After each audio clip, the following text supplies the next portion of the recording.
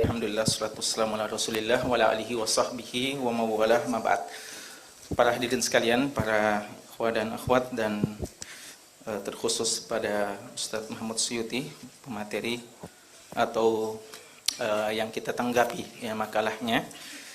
Saya tidak akan banyak dengan muqaddimah, saya langsung saja, waktu yang terbatas, untuk menanggapi apa-apa yang telah beliau tulis. Ya, tadi ada pemaparan beliau, namun menurut kami tidak ada yang penambahan yang signifikan, dan inti dari apa yang beliau sampaikan telah tertuang dalam makalah atau dalam tulisan yang dimuat dalam Tribun Timur. Katanya panitia yang sampai ke mereka cuma makalah itu. Ada yang ya. Pertama, sebagian bertanya, kenapa perlu ada diskusi yang seperti ini? Bukankah masalah-masalah ini adalah masalah furu'iyah? Dan kita selama ini selalu mengajarkan perlunya toleransi dalam masalah-masalah furu'iyah. Dan tadi contohkan masalah kunuh dan seterusnya.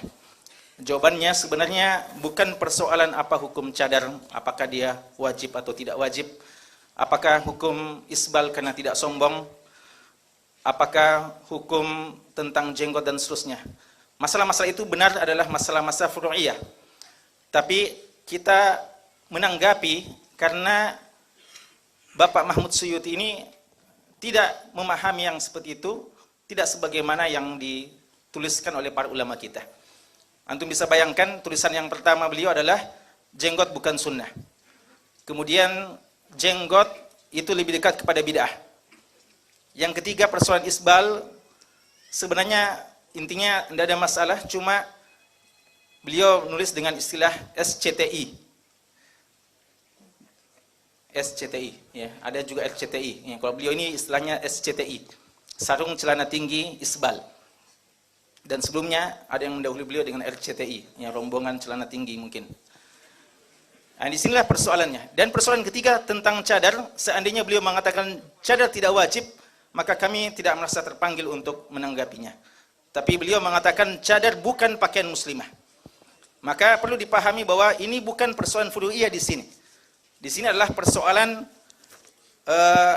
pemahaman terhadap dalil-dalil tersebut dan bagaimana metode dalam memahami dalil-dalil. Dan itu semuanya keluar, semuanya pernyataan dari beliau tidak menggunakan metode Ahlus Sunnah wal Jamaah dalam mengambil dalil dan dalam memahami dalil. Dan itu akan kita buktikan sebentar. Dan yang kedua, sabda Nabi SAW yang diriwayatkan oleh Imam Baihaqi, yang disahihkan oleh Syekh Al-Albani rahimahullah ta'ala, beliau mengatakan, yahmilu hadal ilm min kulli khalafin uduluh. Akan memikul agama ini di setiap generasi adalah orang-orang yang terpercaya. Apa tugas mereka? Kata Nabi sallallahu alaihi wasallam, yanfuna anhu tahrifal ghalin. Tugas para penuntut ilmu, apalagi mereka-mereka para ulama-ulama kita yang kita belajar dari mereka, adalah yanfuna anhu tahriful ghalin. Akan menafikan, membuang tahrifal ghalin, penyelewengan orang-orang yang ekstrim dalam memahami agama. Wa intihalal mubtilin, dan orang-orang yang memang mau membuat masalah dengan agama ini, orang yang mau membatalkan agama ini. Dan yang ketiga adalah wa ta'wilal jahilin, dan takwilnya orang-orang yang jahil. Menurut kami hadis ini sangat tepat ya dengan kondisi kita, bahwa kita mesti tampil untuk menjelaskan pendapat yang mungkin tidak berlebihan, kalau kami katakan menyeleneh, yang disebutkan oleh beliau ini. Kemudian juga kami merasa terpanggil untuk membahas ini karena beliau dalam tulisan-tulisannya selalu mengatakan pakar hadis, peneliti hadis, dosen hadis, dan seterusnya. Dan ini mengingatkan kami tentang bagaimana sebenarnya wasf ahli hadis yang disebutkan oleh para ulama kita. Al-Imam Al-Khatib Al-Baghdadi rahimahullah ta'ala punya kitab yang namanya Syarafu Ashabil Hadis, keutamaan, kemuliaan para ashabul hadis. Dan mereka itu sebagaimana kata Imam Khatib Al-Baghdadi dalam kitabnya mereka adalah arkanus syariah. Ikhtarallahu taala ahlal hadis wa ja'alahum arkanas syariah. Mereka adalah rukun-rukun tonggak syariat ini. Apa tugas mereka? Hadamallahu taala bihim bid'atan syaniah. Mereka Allah munculkan untuk menghancurkan bidah-bidah yang sangat buruk. Dan mereka kata Nabi sallallahu alaihi wasallam, kata Imam Khatib Al-Baghdadi rahimahullahu taala, adalah umana, orang-orang kepercayaan Allah Subhanahu wa taala min khaliqatihi, dari makhluk-makhluk Allah Subhanahu wa taala. Dan mereka adalah al-wasita baina nabiyina sallallahu alaihi wasallam wa hadil ummah. Para ahlul hadis adalah perantara antara kita dengan Nabi sallallahu alaihi wasallam. Lewat merekalah kita mengenal dan cinta akan sunnah Nabi sallallahu alaihi wasallam. Dan mereka, kata Al-Imam Khatib Al-Baghdadi, adalah orang-orang yang al-mujtahiduna fi millatihi. Orang-orang yang bersungguh-sungguh dalam fi hifzi millati, menjaga agama ini dari orang-orang yang suka menyelewengkannya dan suka membuat hal-hal yang baru dari agama ini. Itulah sebenarnya ahlul hadis. Yang kata Imam Sufyan bin Uyainah, hurasus sama al-malaikah wa hurasul ard ahlul hadis. Penjaga langit dari setan-setan yang mau mencuri kabar-kabar langit adalah ada sana malaikat. Dan yang menjaga bumi ini adalah para ahli hadis. Ketika sudah muncul hadis-hadis yang palsu, orang pada khawatir dan bertanya kepada Abdullah bin Mubarak rahimahullah ta'ala, bagaimana, apa yang harus kita lakukan? Beliau menjawab dengan tenang, ya'ishulahal jahabidha, tenang saja. Allah menghidupkan para ahlul hadis untuk menerangkan tentang hadis-hadis yang lemah dan membela sunnah Nabi SAW. Kapan seorang dikatakan sebagai ahli hadis, maka yang akan segera terbetik di benak kita adalah seorang yang sangat menghidupkan hadis Nabi SAW, menjelaskan tentang kebatilan hadis-hadis yang palsu, hadis-hadis yang lemah, dan tidak mungkin berdalilkan dengan hadis-hadis yang palsu dan lemah, dan juga adalah orang yang begitu tegar dalam membela sunnah Nabi SAW. Namun sungguh sangat disayangkan, wasf tersebut, sifat tersebut sangat bertolak belakang dari apa yang dituliskan oleh Saudara Muhammad Suyuti yang sering mengatakan bahwa peneliti hadis, bahkan beliau mengecilkan ya Ustadz Ilham Kadir yang beliau katakan masih miskin dalam persoalan hadis. Karena itu ya bisa dipahami bahwa orang ini memiliki perbenaran hadis yang begitu kaya yang memang perlu untuk kita ambil manfaatnya. Kemudian dari tulisan-tulisan beliau yang 4 yang sempat kami baca, maka kesimpulan umum ada 3. Yang pertama, beliau dalam menulis, ya kita tidak menghukum niat, tapi ada yang dinamakan dalam ilmu syariat qarinah, indikasi, ya. Wal hukmu bil qara'in, ya begitu istilah usulnya atau istilah kaidah fiqhiyahnya. Al hukmu bil qara'in, dalam menetapkan hukum ada qarinah, indikasinya. Sangat disayangkan untuk sementara kami berkesimpulan beliau cuma mau mencari sensasi saja dalam tulisan-tulisan beliau. Kadang tidak ada sesuatu yang baru atau sesuatu yang baru untuk berbeda. Khalif tu'raf, istilahnya orang Arab. Berbeda dengan banyak orang supaya kamu menjadi terkenal. Ya, ini sangat dikhawatirkan. Seandainya beliau mengatakan cadar tidak wajib, maka biasa-biasa saja. Sudah banyak yang mengatakan seperti itu. Tapi ketika beliau mengatakan cadar bukan pakaian muslimah, inilah masalah. Jadi terkenal. Ketika mengatakan bahwasanya jenggot bid'ah, dekat dengan bid'ah, maka beliau menjadi diperbincangkan siapa beliau, maka orang pada mencari di Google mungkin siapa sebenarnya Muhammad Suyuti, dan kita telah mendengarkan tadi biodata beliau yang cukup panjang, ya. Dan ya, afwan, saya perlu katakan di sini sebenarnya ya saya naudzubillah bin dzalik, saya tidak ingin menyebutkan biodata kurikulum kita yang begitu rinci. Namun karena kami melihat beliau memajukan biodata yang seperti itu, maka dengan sangat terpaksa mungkin untuk pertama kalinya kami sebutkan secara rinci para masyayikh, para ulama-ulama, guru yang kami belajar hadis darinya. Yang mudah-mudahan ya ini Allah Subhanahu wa taala menjaga hati-hati kita semuanya. Kemudian yang kedua, mulahadzah secara umum yang kami lihat dari tulisan beliau ini adalah tidak tasabut dalam menukil baik hadis maupun perkataan para ulama kita. Ya, walaupun beliau sering mengatakan telah meneliti dalam beberapa jam, telah meneliti, tapi kesimpulan kami bahwasanya beliau tidak meneliti dengan lebih tepat. Padahal di antara ciri-ciri ahli hadis adalah ketelitian mereka ya dalam setiap kabar-kabar yang sampai kepada mereka. Dan yang ketiga, di antara ciri tulisan beliau yang sangat disayangkan adalah taqdimul aql ala naql, dan ini jauh dari sifatnya Ahlus Sunnah wal Jamaah, yaitu mendahulukan logika daripada naql, daripada dalil-dalil. Sering sekali dalam penutup ya dalam ujung tulisan beliau mengatakan tentang ya cadar umpamanya bahwa bagaimana dengan persoalan senyum? Ya, kami sudah rinci alhamdulillah jawaban. Kemudian para ikhwah dan akhwat sekalian silahkan baca tulisan kami yang secara rinci menjawab setiap syubhat yang beliau sebutkan. Tentang persoalan isbal umpamanya. Beliau mengatakan bagaimana dengan ya pemadam kebakaran, bagaimana dengan tentara dan sebagainya, ya. Lalu masalah jenggot umpamanya, ya, bagaimana dengan si fulan dan si allan yang tidak berjenggot. Ini menunjukkan ya tidak mau menyelesaikan perbuatan kita dengan dalil, tapi dalil yang mesti dipaksakan untuk tunduk dengan akal mereka. Ya. Nah, ini mirip-mirip dengan yang mengatakan bahwasanya kita ini adalah harus ikut dengan aturan di sini. Kita adalah orang Indonesia yang kebetulan beragama Islam, ya, atau ya dan bukan kita adalah orang Islam yang tinggal di Indonesia. Allahul musta'an.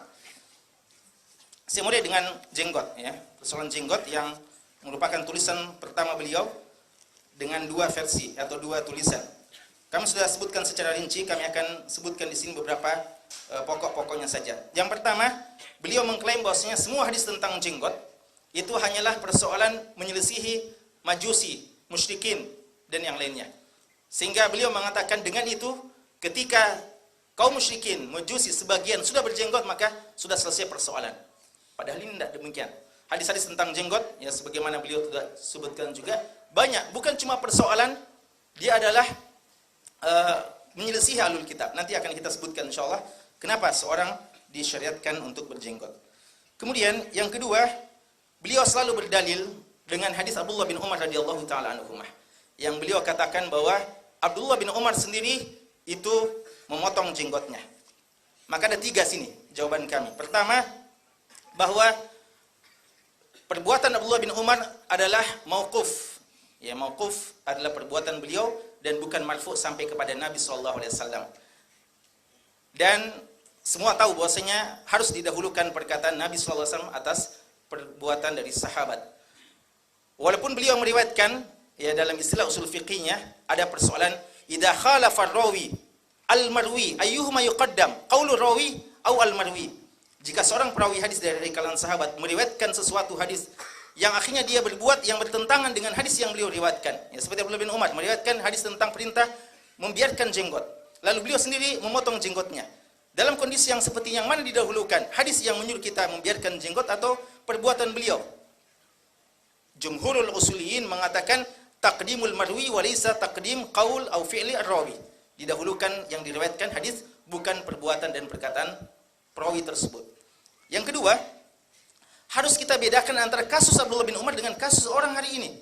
Abdullah bin Umar radhiyallahu taala anhuma, beliau melakukan itu nanti pada saat tahallul saja.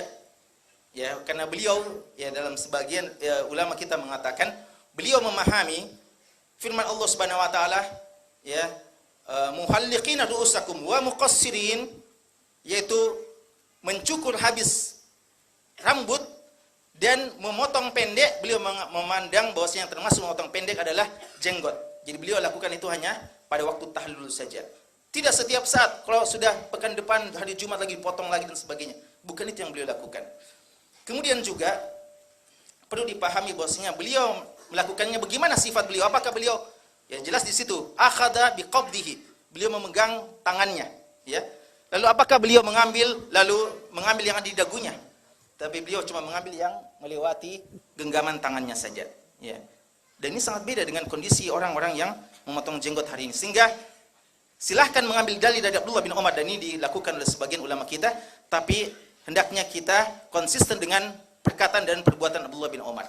Jangan kita mau ambil setengah-setengah saja, ya. Lalu kita tidak melihat kondisi dari Abdullah bin Umar radhiyallahu taala anhuma. Kemudian masalah yang lain tentang jenggot ini, beliau mengatakan Jenggot tidak disyariatkan karena tokoh-tokoh agama ya tadi beliau sebutkan, ada beliau sebutkan Quraisy Syihab, ini semuanya beliau-beliau Angin Guruta yang tidak berjenggot. Masa kita katakan ya mereka adalah orang berdosa apalagi di neraka. Ya, sekali lagi kita katakan kita tidak pernah memvonis orang di neraka, tapi kita hanya menjelaskan tentang hukum syar'i. Untuk menjawab ini kita katakan bahwa ya dalam hal ini sunnah Nabi SAW yang jadi panutan kita. Dan yang membuh ya fattaqullah mastata'tum. Ya, tidak ada. Makanya ya dikatakan bahwasanya kita juga tidak pernah menganjurkan dan ikhwah semuanya tahu. Kita tidak pernah mengatakan ikhwah semuanya yang tidak ada jenggotnya silakan pergi ke apotik cari obat penyubur rambut untuk dipanjangkan jenggotnya. Tidak ada yang seperti itu, ya. Kan ini adalah suatu perbuatan takalluf yang kata Nabi SAW halakal muta'annitun. Ya halakal mutanatti'in. Ya halakal mutanatti'in. Celakalah binasalah orang yang berlebihan dalam beragama. Ya, jadi kita tidak pernah menganjurkan untuk seperti itu. Dan kemudian kenapa mencontohkan dengan orang-orang yang ya masih hidup? Kata Abdullah bin Mas'ud radhiyallahu taala anhu, "Man kana minkum mustannan falyastanna biman qad mat, fa innal hayya la tu'man 'alaihi fitnah." Jika mau mengikuti contoh, jangan ikuti contohnya orang yang masih hidup. Karena orang yang masih hidup tidak aman dari cobaan dan fitnah. Hari ini bagus, mungkin saja kelak dia akan futur, ya dia akan keluar dan seterusnya. Tapi carilah contoh dari orang yang sudah meninggal. Ulaika ashabu Muhammadin sallallahu alaihi wasallam. Mereka adalah para sahabat. Atau kalau memang suka dengan contoh-contoh ulama-ulama kita di Indonesia, kenapa tidak mencontohi Kiai Haji Ahmad Dahlan, Kiai Haji Hashim Asy'ari? Ya beliau ini ya pernah di Muhammadiyah, ada panutannya Kiai Haji Ahmad Dahlan. Lalu sekarang beliau adalah An-Nahdhi. Beliau jelas mengatakan beliau adalah Mahmud Suyuti An-Nahdhi. Panutan beliau Kiai Haji Hashim Asy'ari. Beliau jelas-jelas berjenggot. Dan seterusnya, kenapa cari-cari yang selainnya? Kemudian beliau mengatakan hadis itu definisi hadis. Beliau tadi sebutkan definisi hadis. Dan beliau mengatakan jenggot tidak termasuk dalam salah satu definisi hadis. Beliau sendiri mengatakan hadis adalah ma'udhifa ila Nabi sallallahu alaihi wasallam min qaulin au fi'lin au takririn au wasfin khuluqi. Ya walaupun beliau tidak mengakui sebagai hal wasf, tapi cukup dengan qaulin saja, perkataan atau jenis yang pertama dari hadis, definisinya adalah sabda Nabi sallallahu alaihi wasallam. Sangat banyak sabda Nabi sallallahu alaihi wasallam yang mengatakan waffiru liha atau a'ful liha. Banyak sekali. Inilah sabda Nabi sallallahu alaihi wasallam. Dan perlu diingat bahwa dalam usul fiqh ya al-qaulu muqaddam alal fi'l. Seandainya Nabi SAW tidak berjenggot, tapi beliau memerintahkan, maka ini dikedepankan daripada perbuatan beliau. Apatah lagi beliau menyuruh kita dan mencontohkan, ya, sehingga tidak tepat kalau dikatakan jenggot tidak termasuk dengan sunnah atau hadis. Kemudian, ya, rinciannya semua nanti bisa dilihat dalam makalah kami. Kemudian beliau menganalogikan jenggot tidak wajib atau tidak harus sebagaimana nikahnya tadi juga beliau sebutkan. 4 nikah dengan 4 orang wanita. Ya, atau ya sampai kalau 9 jelas kalau 9 haram, ya. Yang boleh dalam Islam adalah 4 saja. Allah sendiri mengatakan tentang nikah ini, wa in khiftum alla ta'dilu fa wahidah. Kalau takut khawatir tidak bisa adil, maka 1 saja, maka tidak ada keharusan untuk itu. Apakah kita dapatkan dalam hadis fa in kunta mustahiyan fa la taltahi? Ya kalau kamu malu-malu, ya, maka tidak usah berjenggot. Tidak ada didapatkan seperti itu. Maka ini dinamakan dalam istilah usul fiqh al-qiyasum al-fariq, ya, menganalogikan sesuatu yang tidak ada hubungannya. Kemudian beliau juga mengatakan bahwasanya konteks kekinian tidak cocok lagi karena sebagian non muslim sudah berjenggot. Nah, ini perlu dipahami bahwasanya dalam menetapkan hukum jangan dilihat sebagian, tapi kata ulama kita al-ibratu bi al-ghalib wa nadir la hukma lahu. Memang ada sebagian orang yang selain Islam yang berjenggot, tapi apakah banyak? Sedikit saja di antara mereka. Kebanyakannya tidak berjenggot. Maka dikatakan bahwasanya ini tetap berlaku, ya. Dan apakah kita mengatakan seandainya, ya, kita mengatakan ada orang Yahudi jujur? Apakah kita boleh mengatakan, apakah salah kalau kita mengatakan Yahudi adalah pengecut dan khianat? Tidak salah. Walaupun ada yang juga jujur, tapi kan al-hukmu bil ghalib wan nadir la hukma lahu. Yang menetapkan hukum itu kebanyakannya mereka, ya, dan yang sedikit itu tidak ada pembahasannya. Kemudian juga kata ulama kita, jika saja ada di antara mereka yang berjenggot, maka itu mungkin di antara ya sisa-sisa dari agama mereka yang mereka warisi. Dan itu betul. Nabi Musa alaihissalam berjenggot. Dan Nabi Harun, ya la ta'khud bi lihati wala bi ra'si, jelas dalam Al-Qur'an. Dan Imam Qurtubi ketika menafsirkan ayat tersebut, beliau jelas-jelas mengatakan ini tentang disyariatkannya berjenggot. Karena para anbiya secara keseluruhan tanpa kecuali mereka semuanya berjenggot.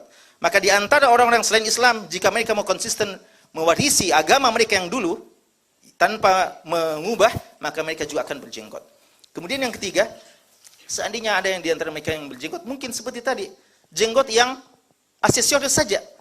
Dan kita tidak demikian. Maka beda antara kita dengan mereka-mereka itu. Kemudian beliau mengatakan dalam membantah Ustaz Ilham Qadir, beliau mengatakan kalau membantah kami, ya kata beliau, kalau menulis jangan ambil dari Ustaz ini dan Ustaz itu, ambil dari buku-buku muktabar. Ini pernyataan yang sangat bagus. Tapi kalau kita baca makalah beliau, justru beliau yang tidak pernah menukil dari buku-buku muktabar. Ya. Kemudian kenapa mesti memelihara jenggot? Termasuk fitrah, sebutkan dalam hadis. Menyelesaikan non-muslimin, sudah kita jelaskan. Mengikuti sunnah Nabi. Dan mencukur jenggot termasuk merubah ciptaan Allah Subhanahu wa taala. Fala yughayyirunna khalqallah. Allah mengatakan di antara kerjaannya syaitan mewahyukan kepada kita, membisik-bisikkan kepada kita untuk merubah ciptaan Allah. Tidak boleh kita merubah ciptaan Allah kecuali yang ada dalilnya. Kumis kita potong karena ada dalilnya. Rambut kita potong ada dalilnya, ya. Kuku kita potong ada dalilnya. Sedangkan yang tidak ada dalilnya, maka hukum asal tidak boleh diganggu-gugat ciptaan Allah Subhanahu wa taala. Ya, makanya At-Tahanuwi mengatakan mencukur jenggot termasuk merubah ciptaan Allah Subhanahu wa taala. Kemudian juga jenggot adalah ciri khas dari laki-laki. Maka orang yang tidak mau berjenggot padahal ada bakat dan memang bisa, maka ini mau tasyabuh dengan wanita, ya. Kata Aisyah radhiyallahu taala anha, ini Aisyah radhiyallahu anha mengatakan, subhanallah man jammala rijala bil liha. Ya subhanallah, maha suci Allah yang telah menjadikan indah laki-laki dengan jenggot mereka. Ya lihatlah Ustaz Fatahuddin itu, ya. Mana Ustaz Fatahuddin? Anda tadi sebutkan. Ya Ustaz Fatahuddin, Masya Allah. Ya contoh yang begitu indahnya dengan jenggot beliau, ya. Hafizahullah taala, ya. Dan seandainya Imam Tabari dan Imam Nawawi mengatakan, seandainya ada wanita ditakdirkan berjenggot, wajib bagi wanita yang berjenggot untuk mencukur jenggotnya. Karena itu berarti dia tasyabuh dengan laki-laki. Seandainya ada kelainan dan pernah ada di televisi ditampilkan wanita-wanita yang berjenggot, jangan dipelihara, wajib dia untuk mencukur karena itu ciri khas bagi laki-laki. Dan masih banyak lagi, ya. Waktu yang terbatas. Adapun tentang cadar, tulisan kedua tentang cadar, sebagaimana beliau sebutkan, alhamdulillah cadar di tahun 90-an sudah marak. Dan alhamdulillah kita senantiasa mengingatkan kepada akhwat-akhwat kita bahwa ketika bercadar, hormati orang yang tidak bercadar. Bahkan yang tidak berjilbab pun dia adalah dakwah kita. Jangan merasa lebih hebat daripada mereka. Maka alhamdulillah mereka bisa bertoleran dan tidak ada masalah selama ini. Tapi yang justru yang masalah ketika cadar dikucilkan, cadar dianggap aneh, bahkan cadar dikatakan ciri-ciri teroris. Tulisan beliau menambah hal yang seperti itu ketika mengatakan cadar bukan pakaian wanita muslimah. Makanya jamaah sekalian, antum perlu lihatnya tentang cadar ini. Beliau mengatakan beliau dengan Andi Aulia Afandi Ansar. Ini juga kita tidak tahu siapa beliau ini, ya. Anda coba cari-cari di Google belum kenal dia, ya. Kecuali satu saja di tulisan beliau sendiri namanya disebutkan oleh Google. Beliau mengatakan, saya telah mengumpulkan data hadis dengan saudara saya itu dan telah 4 jam, ya, begadang beliau dini hari sampai jam 4 malam mengumpulkan hadis-hadis cadar yang kesimpulannya bahwa dia bukan sesuatu yang wajib untuk ditutupi, ya. Nah, ini perlu diteliti sebenarnya. Berapa hadis, kita inginkan konklusi yang lebih rinci, berapa hadis yang beliau ambil dan siap dari buku mana saja dan seterusnya agar kita bisa ukur sejauh mana kehebatan penelitian tersebut dan apakah sudah pernah dipresentasikan oleh guru kepada guru-guru beliau yang beliau hormati. Nah, inilah masalahnya, tidak jelas. Kemudian beliau mengatakan di antara kesimpulannya adalah pemakaian cadar adalah adat tradisi jahiliyah terdahulu. Ya, alhamdulillah dalam buku ini kami menjelaskan bahwasanya itu keliru sekali. Allah mengatakan wala tabarrajna tabarrujal jahiliyatil ula. Wahai wanita muslimah, jangan seperti berhias dengan hiasannya wanita muslimah, wanita-wanita jahiliyah sebelum Islam. Mereka tidak mengenal cadar sebelum datangnya Islam. Maka sangat naif jika dikatakan cadar itu adalah kebiasaan orang jahiliyah terdahulu. Silakan baca buku kita, tulisan kami ini menyebutkan beberapa bukti-bukti bahwa orang-orang jahiliyah tidak kenal yang namanya cadar. Islamlah yang memperkenalkan kepada mereka. Kemudian beliau mengatakan setelah salat subuh, beliau meneliti ulang tulisan dari temannya dan temannya menulis bahwasanya ternyata Yusuf Qaradawi, Dr. Yusuf Qaradawi, hafizahullah ta'ala, beliau itu mengatakan cadar adalah bid'ah. Dan itu adalah sesuatu yang didatangkan dalam Islam dan tidak muncul kecuali pada zaman-zaman ketika kondisi Islam sangat lemah dengan kelemahan yang sangat parah. Kami terkejut dengan kesimpulan yang seperti ini. Tapi alhamdulillah, waktu kami ke Qatar, ya, waktu talaki hadis di dalam Sahih Bukhari, talaki hadis Sahih Bukhari dalam beberapa bulan di Qatar, dan Qatar antum ingat adalah negerinya Yusuf Qaradawi. Ya. Kami alhamdulillah singgah ke toko buku, menulis, mengambil buku ini, ya, beli buku ini. Ini kami beli di tahun 2000 mungkin. Tidak pernah kami bayangkan dulu bahwa buku ini bisa bermanfaat di tahun 2015. Ya.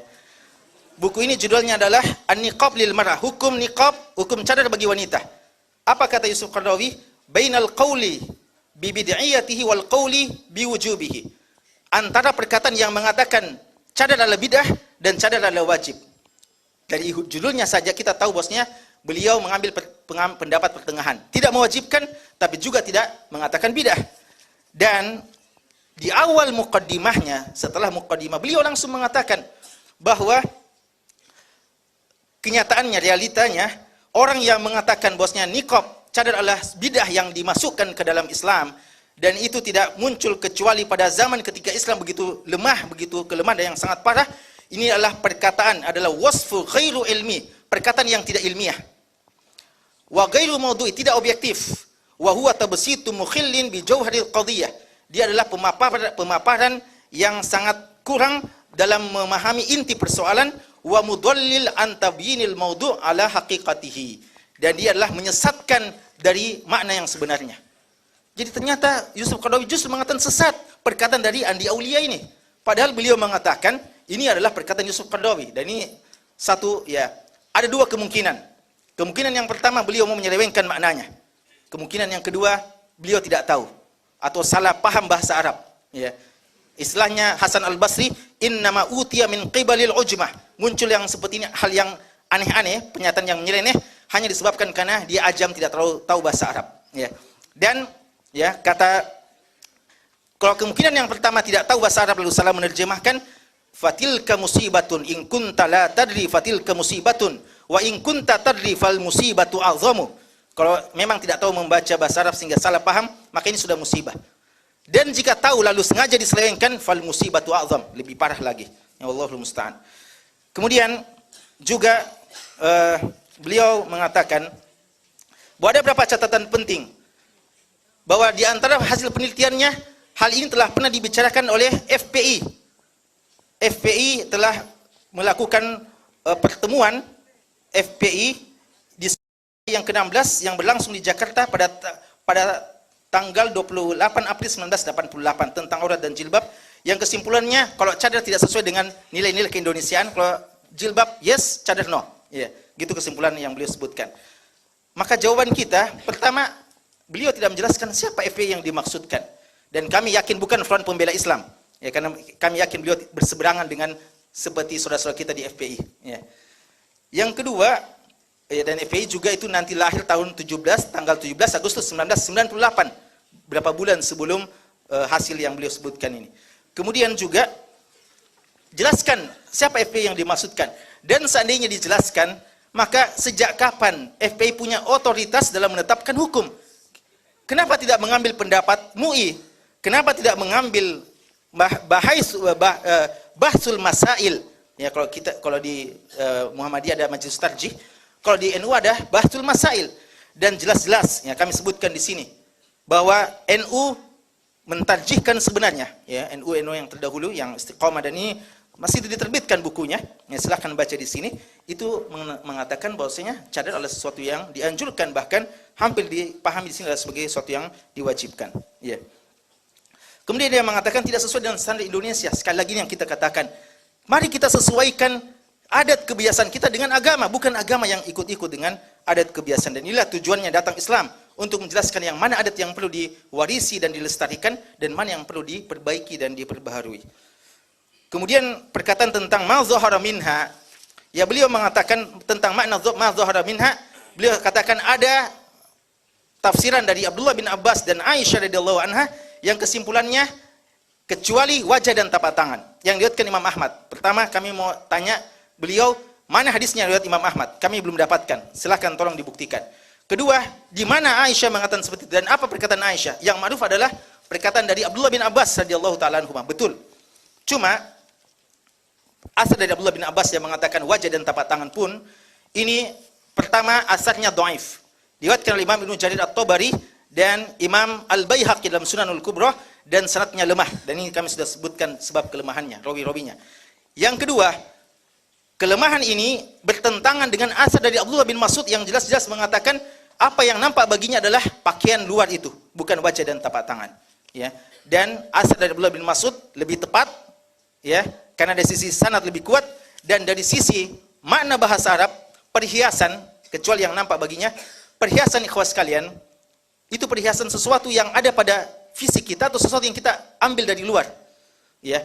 Kalau dikatakan wajah dan tapak tangan berarti fisik kita. Ini kurang tepat. Orang Arab mengatakan memakai perhiasan itu kalau ada kalung yang digunakan, ada pakai celak dan seterusnya. Bahasa Arab mengatakan perhiasan itu yang dipakai dari luar, bukan wajah dan tapak tangan atau bukan fisik kita. Yang kedua, kami buktikan bahwa ya dan menukil dari perkataan Shahibul Adwa ya dari Imam Syekh Shinqiti rahimahullah taala bahwa zina dalam Al-Quran banyak kali disebutkan dan semua menunjukkan yang dimaksudkan zina adalah perhiasan luar ya dan bukan perhiasan dari fisik kita. Ayat itu saja mengatakan wala yadribna biarjulihinna liyulama ma yukhfina min zinatihinna. Jangan wanita goyang-goyangkan kakinya agar diketahui perhiasan yang dia sembunyikan, gelang-gelang kakinya. Itu jelas dalam ayat yang sama dan perhiasan di situ dimaksudkan adalah gelang. Maka ketika menafsirkan perhiasan dengan wajah dan tapak tangan, itu penafsiran yang memang ada yang mengatakannya tapi tidak roji. Ya. Kemudian juga beliau mengatakan hadis Asma yang beliau sebutkan dan beliau tulis lagi dalam makalahnya ini. Hadis Asma yang dimana Nabi SAW datang dan melihat dalam keadaan dengan berpakaian tipis, lalu dia mengatakan jangan begitu ya illa hada wahad ya wajah dan tapak tangan. Diriwayatkan Imam Abu Daud dan beliau dalam makalah yang baru kami dapatkan ini menulikil juga, tapi kami mendapatkan beberapa kesalahan-kesalahan terjemahan dan rawi mu'ammal juga disebut dengan mu'awwal dan seterusnya. Dan sangat disayangkan tidak menerjemahkan, padahal beliau mengutip bahasa aslinya bahwa Abu Daud rahimahullah taala yang meriwayatkan hadis itu mengatakan wa Khalid ibnu Duraik ya yang meriwayatkan dari Aisyah radhiyallahu anha lam yaltaqi bi Aisyah, tidak pernah ketemu dengan Aisyah. Artinya ada sanad yang terputus. Makanya Abu Daud rahimahullah taala mengatakan hadisnya mursal. Dan Imam Abu Daud di antara manhaj beliau, jika ada kelemahannya beliau terangkan. Kalau hadisnya tidak beliau terangkan berarti menurut beliau adalah soleh. Beliau anggap hadisnya baik. Tapi kalau ada cacatnya beliau terangkan. Dan di sini beliau terangkan tentang cacat hadis tersebut. Yang kedua, bahwa bukan cuma Khalid bin Duraik yang bermasalah yang tidak bertemu dengan Aisyah. Ada juga Said bin Bashir dan itu juga perawi yang lemah, ya perawi yang lemah sebagaimana kami sebutkan di sini. Dan juga ada anak-anak dari mudallisin dan beliau mengaku hafal Baiquniyah. Jelas ada hukum tentang mu'an'anah, ya mudallisin. Bagaimana? Mudallisin yang terkenal sebagai mudallis dan di sini ada Walid bin Muslim dan ada Qatadah bin Di'amah Sadusi dua. Mudallis di sini meriwayatkan dengan an-anah dan tidak menyebutkan secara tasrih bisama dan dalam semua riwayat tidak ada yang menyebutkan seperti itu, maka dihukumi dalam ilmu hadis sebagai hadis yang dhaif ya, karena fihi tadlis dan tidak ada yang menguatkan secara tasrih. Kemudian juga beliau mengatakan bahwa hadis tentang bercadar ya, bahwa pada saat ihram jangan bercadar. Seharusnya beliau memahami dengan hadis ini bahwa bercadar adalah pakaian muslimah waktu dulu.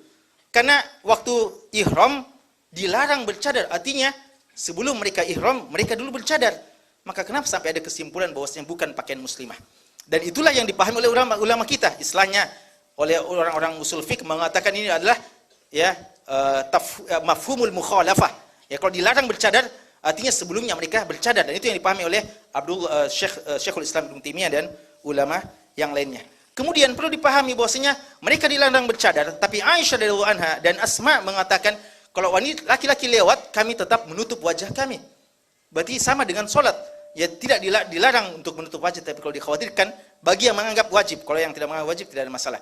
Tapi yang menganggap wajib bahwa ketika datang laki-laki walaupun dilarang sebenarnya menutup wajah pada saat ihram, tapi dia perlu untuk ditutup karena ini untuk menghindari menghindari mudarat yang lebih besar. Kemudian juga beliau mengatakan hadis tentang wanita yang dikatakan bahwasanya ada waktu Id ada yang kelihatan wajahnya dan sebagainya.